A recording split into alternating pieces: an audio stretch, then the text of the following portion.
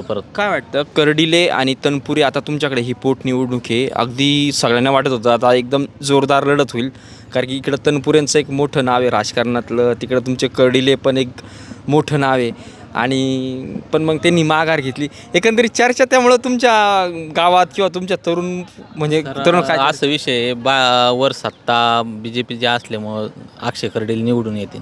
अच्छा. हां, लोकांचं कल असं आहे का विरुद्ध पार्टीला जर दिलं तर खाली निधी येत नाही बा, म्हणून लोकांचं कल भाजपकडे आहे. नाही, एकदम नॅचरल गोष्ट आहे.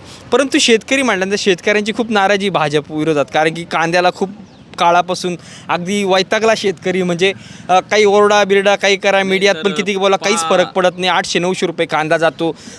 गव्हावाल्यांचे पार 2200 रुपये 3200 का मागच्या वर्षी भाव गहू आता तो मकावाल्यांचं तेच. फेडरेशनचं नाव सांगा त्या सरकारची, जरा एक झिरो म्हणून खरेदी फेडरेशन मार्फत कोणत्या गावात शेतकऱ्याची मका घेतल्या जाते 2400 भावांनी नाही.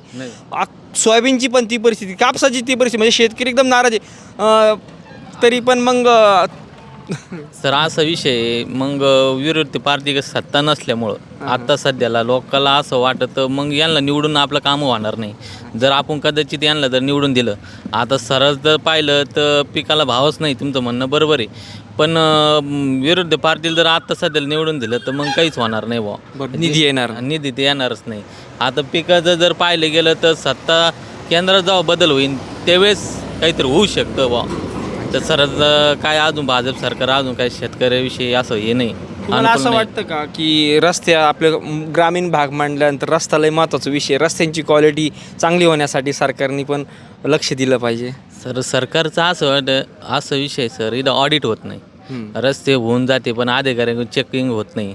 तुमचं म्हणणं बरं, महत्त्वाचा मुद्दा. हा सगळ्यात मोठा विषय असा आहे का प्रत्येक ठिकाणी रस्ते होतेत पण सरकारी माणसं याच्यात खूप मोठी ना, आपली पण कर्तव्य का आपण ते तिथं गेलं पाहिजे, काय व्हायचं काम कसं चाललं काय. असा विषय कोणत्याच अधिकारी इथे येऊन पाहत नाही रस्ते व्यवस्थित केले का नाही केले.